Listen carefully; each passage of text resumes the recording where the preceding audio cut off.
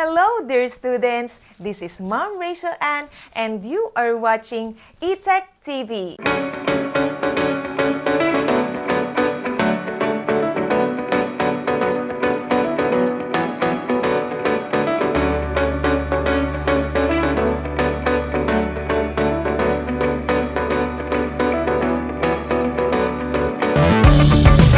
In this video lesson for lesson number 5 in our Empowerment Technology class, we will talk about imaging and design for online environment. But before we start our lesson, let me ask you a question. What is the most visited website in the world? If you answered google.com, then you are right. Google is the most visited website in the world. As we all know, it is a search engine that was developed back in 1996. It was actually a research project at Stanford University with the purpose of finding files and information from the internet. So why did I ask this question? It is because when you create your own web page, you are like creating your own work of art. And there are many things to be considered when it comes to sharing your own content and attracting viewers to your web page. That's why our objective for today would be the following. Number 1, to understand the basic principles of graphics and layout. Next, to create a simple infographic using web tools. Then, to understand and use several file formats used on the web. And lastly, to create an infographic using Piktochart. Now, we have the 6 basic principles of graphics and layout. The first principle is balance. This means that the visual weight of objects, texture, colors, and space is evenly distributed on the screen. It has something to do with what your eye does when you look at the photo. If your eye is too attracted to one part of the image, it tends to get stuck there, resulting in an uneasy feeling. When you design a PowerPoint presentation, you can use the principle of balance. There are 2 types of balance. We have the symmetric and asymmetric. When we say symmetric, kung ano yung objects na nakikita natin sa left side or sa upper part, ganun din ang makikita natin sa right side or sa lower part. As you can see here in the picture, our example is like a tree. Kung gaano karami yung curves sa left side, ganun din karami and kalaki ang curves for the right side. They are identical. When we say asymmetric, although balance sila and parehas mayroong 3 curves, yung position and sizes nila ay hindi identical. Now, this sample presentation slide layout shows the principle of balance. As you can see, iba yung objects na nasa left side and iba yung nasa right side. Yung nasa left side ay isang picture and nasa right side naman ay text. Although magkaiba yung objects na nasa left and right, the layout still looks and feels stable. The second one is the emphasis. This is an area in the design that may appear different in size, texture, shape, or color to attract the viewer's attention. As you can see on the upper right of this slide, we can see that we have a set of white golf balls, but there is only one red golf ball. Since the color is different, it stood out from the rest. Next, here's an example of a web page that shows emphasis. We could see that it uses contrast, especially in size, shape, and color in order to get our attention to the spaceship and the circular menu. For the next principle, we have the movement. This is when the visual elements guide the viewer's eyes around the screen. Such movement can be directed along lines, edges, shape, and color within the work of art. On the right, we could see an example of a web page. So here, it shows the eye movement pattern in a web page. Usually, yung movement ng mata ng viewers kapag nagbabasa or nagbabrowse sa isang page, nagsisimula from the top, then from left to right, then down to the next part. Moving forward, we have these three: pattern, repetition, and rhythm. Let's differentiate the three terms. So, for repetition, this refers to one object or shape being repeated. For example, here, rectangle lang yung ginagamit na shape and paulit-ulit lang. While in a pattern, this is the combination of elements or shapes repeated in a recurring and regular arrangement. So for example, you chose circle and triangle. So paulit-ulit lang siya na circle and triangle, then circle and triangle again. Now, when it comes to rhythm, it is a combination of elements na nauulit pero unlike patterns, merong variations yung pagkakasunod-sunod niya. For example, nauna nating nilagay yung rectangle followed by a triangle and circle. So yung next part, pwede namang mauna yung circle or triangle or rectangle. In rhythm, you are using same elements but they are not necessarily the same arrangement. The next principle is proportion. This is when visual elements create a sense of unity where they relate well with one another. For example, kapag nagdrawing ka ng human figure, proportion can refer to the size of the head compared to the rest of the body. So, kailangan yung laki ng ulo ay sakto or proportional siya dun sa laki ng katawan. Hindi masyadong malaki, hindi rin masyadong maliit. So, for web page or pictures, kahit na meron tayong iba't ibang size, amount, they must relate well with one another. For example, in this picture, the photographer did a camera trick so that the man would look as if he is under the droplet of water. But in reality, we all know that the bottle is smaller than the man. Moving forward, we have variety.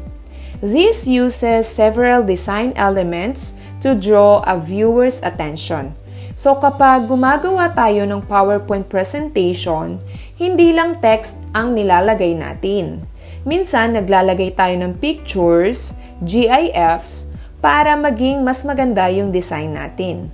So for the web page, we usually put buttons so that our site would become more responsive. For example, in Google search, every time there's an event or something significant about the day, they usually use a variety of doodles and sometimes interactive na rin siya. Minsan nagiging games or madalas nagbabago yung colors and design ng mismong word na Google. Gumagamit sila ng iba't ibang visual elements to get the attention of the user. Now that you all know the 6 basic principles in graphics and design, let's now move on to our next topic in this lesson, which is all about infographics. Information graphics or infographics are used to represent information, statistical data, or knowledge in a graphical manner, usually done in a creative way to attract the viewer's attention. Here are some examples. So in making your own infographic, it is best to understand the 3 commonly used online image file formats that we have. We have the Joint Photographics Experts Group or .jpeg or .jpg. This is the format that is usually used for real-life photographs and for high compression. However, this does not support image transparency as well as animation. Next, the Graphics Interchange format or .gif is used for computer-generated graphics. We usually use GIFs even in our daily conversations through Messenger and Facebook and also as we make our PowerPoint presentations. This clearly supports animation, and some GIFs are also transparent. Lastly, let's have the portable network graphics or the .png. This is the usual file format of screenshots which supports high compatibility. We use images in PNG format especially when we want our image or graphics to be transparent. However, the PNG format does not support animation unlike the GIF. Now, let's have our tutorial on how to create an infographic using the website Piktochart. Creating a visual project in Piktochart is super easy. No matter what your role is, just watch and I'll show you. This is your Piktochart account. When you log in, the first thing you'll see is a templates dashboard. This is where you'll select a previously saved project or create a new project by choosing a template format on the left side of the screen, either an infographic or presentation or printables. Just search or scroll down and browse through the templates list. Clicking preview on templates that you think you'll like until you find exactly the one you want to use. Be on a sharp lookout for structure or layout. Think roadmaps, comparisons, lists, etc. Let's go ahead and select this template called Startup Basic. Just click Create to start editing your template. Once you're situated in the Piktochart editor, you'll see that it will be super easy to customize your chosen template. The formatting is already taken care of for you. You just need to go in and change text to fit your needs and change colors on the canvas using your color palette or your own hex values. You can even use a photo and set it as a background too. Changing up a template is exactly how you'll turn one of the templates into your own creation. While charts are certainly an option, let's go ahead and add a map in the next block and repurpose it by changing the percentages and the text description next to it.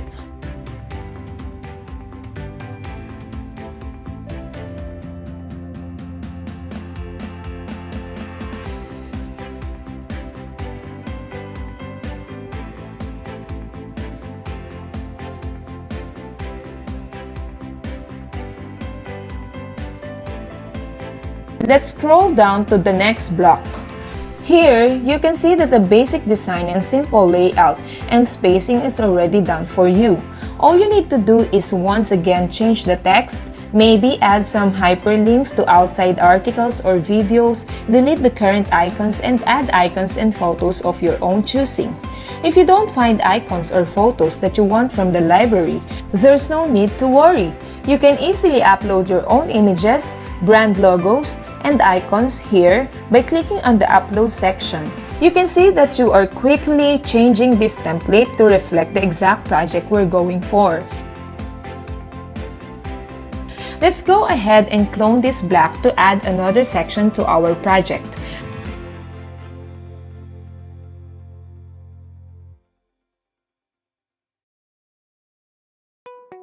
Remember to hold Shift when clicking to select two or more elements on the canvas. And finally, our tools are intended to provide data visualizations to back up whatever story you're trying to tell. Here, in the Charts feature, all you need to do is simply plug in or import your data, choose your chart format, and off you go.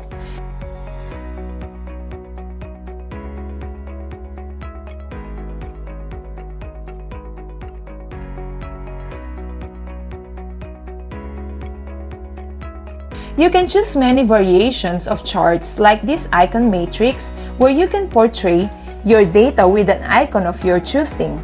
You'll notice that if you're using Piktochart right, everything should be falling into place with relative ease and speed, and that the changes you're making are pretty straightforward and clear because you're using the templates to your advantage. All you have to do is customize the templates for your needs. Once you're done making edits to your project, there are a few things you can do with it. First, you can make an exact copy of your project by clicking Save As so that you can work on another variation of it in the future. You can also download your project as an image or PDF and share those as attachments in email or print them from your desktop.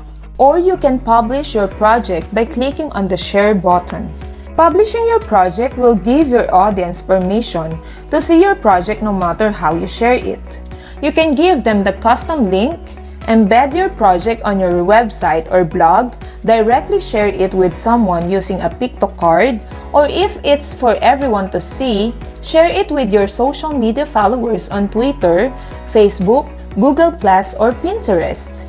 What will happen is when your audience clicks on your shared link, will be taken straight to the project.